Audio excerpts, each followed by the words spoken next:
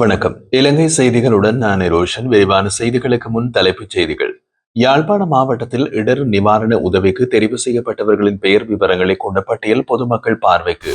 இந்திய மீனவர்களின் அத்துமுறைய மீன்பிடி செயல்களுக்கு எதிராக யாழ்ப்பாண மாவட்ட மீனவ அமைப்புகள் இன்று போராட்டம். அனர்த்த நிவாரண சேவை களஞ்சிய வளாகத்தில் களஞ்சியப்படுத்தப்பட்டுள்ள வெளிநாட்டு நிவாரணப் பொருட்களை பார்வையிட பாதுகாப்பு பிரதியமைச்சர் தலைமையிலான குழு கண்காணிப்பு விஜயம். நாட்டில் ஏற்பட்ட சீரற்ற காலநிலை காரணமாக அண்மை அனர்த்தங்களின் விளைவாக உயிரிழந்தோர் எண்ணிக்கை 640 உயர்வு. தொடர்வது விரிவான செய்திகள். யாழ்ப்பாண மாவட்டத்தில் இடர் நிவாரண உதவிக்கு தெரிவு செய்யப்பட்டவர்களின் பெயர் விவரங்களை கொண்ட பட்டியல் தற்போது பொதுமக்களின் பார்வைக்கு வெளியிடப்பட்டுள்ளது. இந்த பட்டியல் குறித்து ஏதேனும் முறைப்பாடுகள் இருப்பின் அவற்றை உரிய முறையில் சமர்ப்பிக்குமாறு யாழ்ப்பாண மாவட்ட ஒருங்கிணைப்பு குழு அறிவுறுத்தியுள்ளது.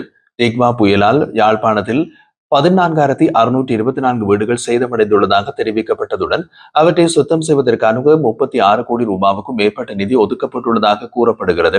ஆனால் யாழ் மாவட்டத்தில் இதுபோன்று பெரிய அளவான சேதங்கள் ஏற்பட்டதாக தெரியாத நிலையிலும் தவறான தகவல்கள் அளித்து நிதி பெற்றதாக பொதுவான குற்றச்சாட்டுகள் எழுந்து வருகிறது.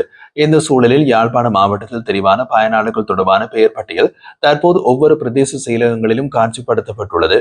பட்டியலில் சேர்த்திருக்க வேண்டிய நபர்களின் பெயர்கள் தவறவிடப்பட்டிருந்தாலோ அல்லது தகுதியற்றோர் இணைக்கப்பட்டிருந்தாலோ அதனை பொருத்தமான ஆதாரங்களோடு தெரிவிக்குமாறு மாவட்ட ஒருங்கிணைப்பு குழு கேட்டுக் கொண்டுள்ளது. முறைப்பாடுகள் யாழ்ப்பாணம் மாவட்ட செயலகத்தில் அமைந்துள்ள மாவட்ட ஒருங்கிணைப்பு குழு அலுவலகத்தில் சமர்ப்பிக்கலாம் என்றும் அறிவிக்கப்பட்டுள்ளது. முன்னாள் சபாநாயகரும் பாராளுமன்ற உறுப்பினருமான அசோக் அன்பல ஆபத்தான முறையில் வாகனம் இயக்கியமை மற்றும் விபத்தை தவிர்க்க தேவையான முன்னெச்சரிக்கைகளை எடுக்காத குற்றச்சாட்டின் பேரில் கைது செய்யப்பட்டுள்ளார். தற்போது அவர் கொழும்பு தேசிய வைத்தியசாலையில் போலீஸ் பாதுகாப்பின் கீழ் சிகிச்சை பெற்று வருவதாக போலீசார் தெரிவித்துள்ளனர். இந்த நிலையில் நேற்று இரவு அசோக் அன்பல பயணித்த ஜீப் சபுகஸ்கந்த தெனிமுள்ள பகுதியில் மற்றொரு காரோடு மோதியதில் விபத்துக்குள்ளானது. காரில் இருந்த 25 வயது பெண், அவருடைய 6 மாத குழந்தை மற்றும் 55 வயது பாட்டி ஆகியோர் காயமடைந்து வைத்தியசாலையில் அனுமதிக்கப்பட்டுள்ளனர். குழந்தை மேலதிக சிகிச்சைக்காக லேடி ருச்சிய குழந்தைகள் வைத்தியசாலைக்கு மாற்றப்பட்டுள்ளதாகவும் போலீசார் தெரிவித்தனர். இலங்கையில் மிகப்பெரிய பல்நோக்கு நீர்வள மேம்பாட்டு முன்முயற்சியான மகாபலி அபிவிருத்தி திட்டத்துக்கு ஆதரவாக ஆசிய அபிவிருத்தி வங்கி 200 மில்லியன் அமெரிக்க டாலர் கடன் வசதியை அனுமதித்துள்ளது. இந்த திட்டத்தின் முக்கிய நோக்கம் மகாபலி ஆற்றின் அதிகப்படியான நீரை வடக்கு மற்றும் வடமேல் மாகாணங்களில் வறண்ட பகுதிகளுக்கு திருப்பி நிலையான நீர்வளத்தை உருவாக்குவது. மகாபலி நீர் பாதுகாப்பு முதலீட்டு திட்டத்தின் 2ஆம் கட்டம் நடைமுறைப்படுத்தப்படுவதன் மூலம் விவசாயத்துறையின் தாங்குதிறன் உயர்த்தப்படும். இதன் மூலம் வடமத்திய மாகாணத்தில் உள்ள 35,600க்கும் மேற்பட்ட விவசாய குடும்பங்களுக்கு உணவு பாதுகாப்பை மேம்படுத்தும் வகையில் நேரடி பலன்கள் கிடைக்கும் என்று ஆசிய அபிவிருத்தி வங்கி தெரிவித்துள்ளது. இந்த திட்டத்திற்கான ஒருங்கிணைந்த இணை நிதியளிப்பு நடவடிக்கைகளுக்கு ஆசிய அபிவிருத்தி வங்கி தலைமை வகிக்கின்றது.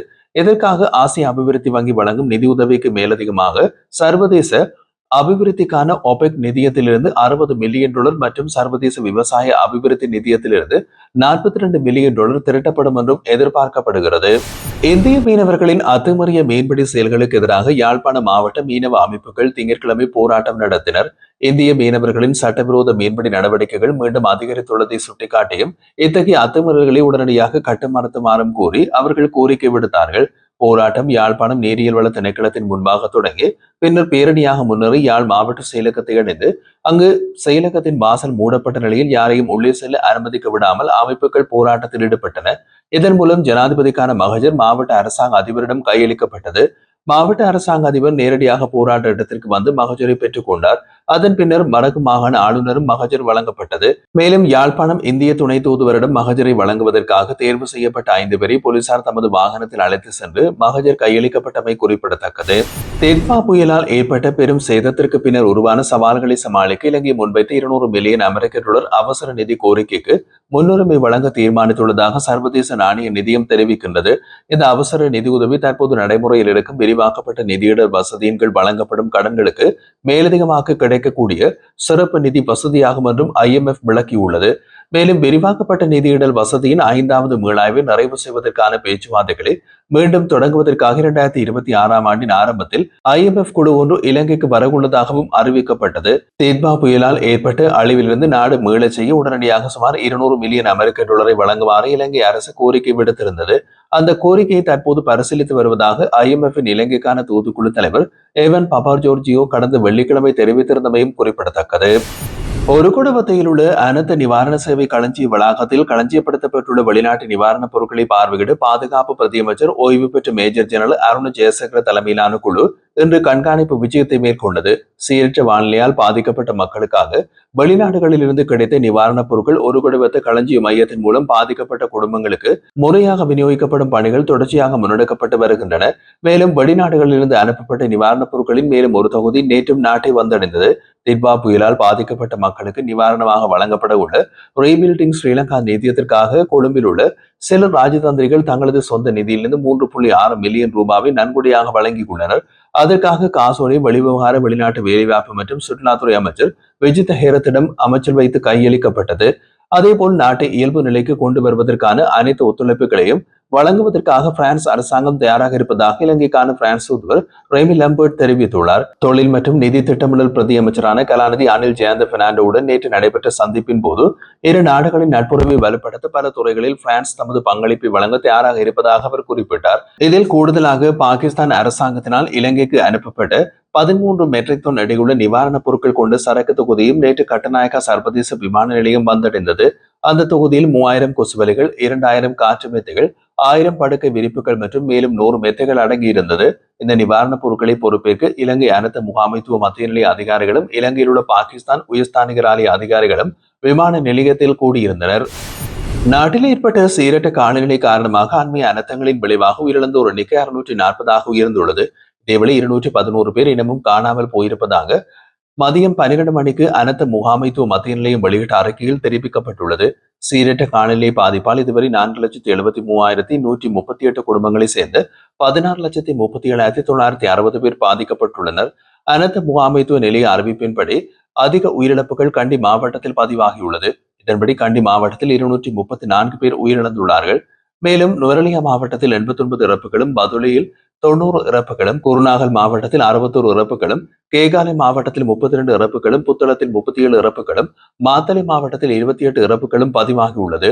மேலும் 26,103 குடும்பங்களை சேர்ந்து 8,28,138 பேர் இன்னமும் தற்காலிக தங்குமிடங்களில் தங்கி வருவதாகவும் அனர்த்த முகாமைத்துவ மத்திய நிலையம் குறிப்பிடுகின்றது. கொழும்பு மேல் நீதிமன்றம் இன்று முன்னாள் அமைச்சர் மெர்வின் சில்வாவுக்கு எதிராக லஞ்ச ஊழல் ஆணைக்குழு தாக்கல் செய்துள்ள வழக்கை மேலதிக சாட்சி விசாரணைக்காக எதிர்வரும் ஜனவரி 19ஆம் தேதிக்கு ஒத்திவைத்து உத்தரவிட்டது. மெர்வின் சில்வா தனது சட்ட ரீதியான வருமானத்தை மீறி 150 மில்லியன் ரூபாவுக்கும் அதிகமான சொத்துக்கள் மற்றும் ஆதனங்களை சட்டவிரோதமாக குவித்ததாக கூறப்படும் குற்றச்சாட்டின் பேரில் இந்த வழக்கு தாக்கல் செய்யப்பட்டது. இந்த வழக்கு இன்று கொழும்பு மேல் நீதிமன்ற நீதிபதி முகமது மிஹால் முன்னிலையில் விசாரணைக்கு எடுக்கப்பட்டது. விசாரணையின் போது மெர்வின் சில்வா சார்பில் ஆஜராக வேண்டிய சட்டத்தரணி இன்றைக்கு விசாரணைக்கு வர முடியாது என்று அறிவிக்கப்பட்டதை தொடர்ந்து சமர்ப்பணங்களை பரிசீலிக்க நீதிபதி மேலதிக சாட்சி விசாரணையை ஜனவரி 19ஆம் தேதி வரை ஒத்திவைத்தார். மேலும் அன்றைய தினம் சாட்சிகள் இருவரையும் ஆஜராகுமாறும் அழைப்பாணை பிறப்பிக்கப்பட்டுள்ளது. 2010 முதல் 2012 வரையிலான காலப்பகுதியில் சட்டப்படி கிடைத்த வருமானத்தை மீறி 150 மில்லியன் ரூபாவுக்கும் அதிகமான சொத்துக்கள் சட்டவிரோதமாக சம்பாதித்ததாக கூறி லஞ்ச ஒழிப்பு ஊழல் சட்டத்தின் கீழ் குற்றம் சாட்டப்பட்ட நிலையில் இந்த வழக்கு தொடரப்பட்டுள்ளது. இத்தோடு முன்னாள் நிதியமைச்சரும் பாராளுமன்ற உறுப்பினருமான ரவி கருணாநாயக்க மற்றும் பெர்பச்சுவல் டெரசிஸ் நிறுவனத்தின் பணிப்பாளர் அர்ஜுன் அலோசியஸுக்கும் எதிரான வழக்கும் இன்றைய தினம் நீதிபதி முகமது மிஹால் முன்னிலையில் விசாரிக்கப்பட்டது.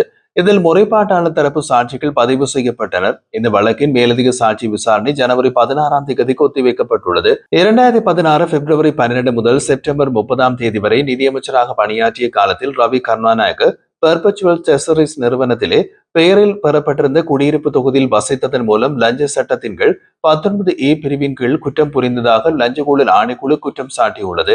அத்தகைய செயலில் உடந்தையாக இருந்ததாக கூறி அர்ஜுன் அலோசியஸுக்கு எதிராகவும் குற்றப்பத்திரிகை தாக்கல் செய்யப்பட்டுள்ளதாக தெரிவிக்கப்படுகிறது.